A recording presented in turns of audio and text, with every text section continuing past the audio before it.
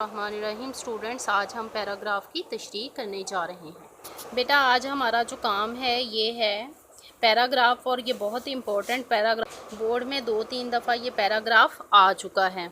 ये देखें page number 29 पे आपका जो सेकंड पैराग्राफ है यहाँ से स्टार्ट हो रहा है। जवानी तो इस तो आबरू से कट गई, खूब कमाया, हज़ारों रुपए इनाम में लिए, मगर रखना ना जाना, यानी महफूज ना कर सकी। इज़्ज़त जवानी जो थी वो तो इज़्ज़त से कट गई, पैसा भी बहुत कमाया लेकिन उसको महफूज ना रखा। दिल की हातिम, अब हातिम का मतलब क्या बनेगा? खुले दिल की, और तबीयत की नरम थी।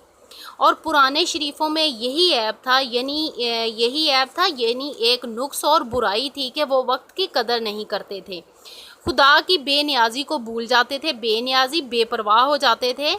बने हुए ज़माने में बिगड़ने का ख्याल भी नहीं आता, यानी खुशहाल ज़माने में, अच्छे ज़माने में ये ख्याल नहीं आता कि हालात कभी बिगड़ भी जा सकते हैं। जानते हैं कि यही लहर बहर रहेगी, वो ये समझते हैं कि हमेशा यही रौनक कायम रहेगी। लहर बहर यानी हमेशा यही रौनक या चहलकदमी या पैसे की रेल फेल रहेगी। सईदानी भी जवानी भर इस गलत फहमी का शिकार रहीं, यानी गलत फहमी नासमझी में। बुढ़ापे ने आन दबाया, यानी बुढ़ापे ने आन पकड़ा। ताकतें दगा दे गईं, यानी ताकतें धोखा दे गईं तो आंखें खुली और दूसरों के सहारे पर ज़िंदगी के अंधेरे दिन पूरे करने पड़े। अंधेरे दिन, गुर्बत के दिन जो थे वो पूरे करने पड़े। मैंने मुश्किल अल्फाज के मानी आपको बता दिए। आपको पता है कि जब हम पैराग्राफ की तशरीह करते हैं तो सबसे पहले का उन्वान हम लिखते हैं, उसके बाद मुसन्निफ़ का नाम लिखते हैं, फिर उसके बाद ख़त कशीदा अल्फाज के मानी लिखते हैं जो मैंने आपको बता दिए हैं, और उसके बाद हम तशरीह करते हैं। तो चले मैं आपको तशरीह थोड़ी समझा देती हूँ ताकि इसमें बोर्ड में आपके पूरे नंबर आ सकें। ये पैराग्राफ बहुत इंपॉर्टेंट है, मैं बार बार आपको ये कह रही हूँ, ये पहले भी 3 दफ़ा आ चुका है, इसलिए आप अच्छे से समझ लेना। मुसन्निफ़ बताते हैं कि सईदानी भी नहायत शरीफ घराने से ताल्लुक़ रखती थी। सियाको सबाक थोड़ा सा पीछे से मैंने बताया। मरहटों के हमले के दौरान इनका ख़ानदान तबाह हो गया। इनकी शादी को तकरीबन 1 ही साल हुआ कि इनका शोहर फौत हो गया, इसलिए जवानी में ही बेवा हो गई। इस ज़माने में दूसरी शादी करना इंतहाई मायूब समझा जाता था। ताहम उन्होंने बेवा होने के बाद मुगलानी यानी दर्जन का पेशा इख्तियार कर लिया ताकि बाकी ज़िंदगी इज़्ज़त से गुजार सकें। चुनाचे सईदानी भी सच्ची लगन और भरपूर मेहनत से अपने पेशे में माहिर हो गईं। इनके बाकमाल हुनर की बदौलत वो इलाके में बड़ी शोहरत रखती थी। हत्ता के शाही किले में सिलाई कढ़ाई का काम करने वाली माहिर दर्जनें भी इनके हुनर और काबिलियत को मानती थी।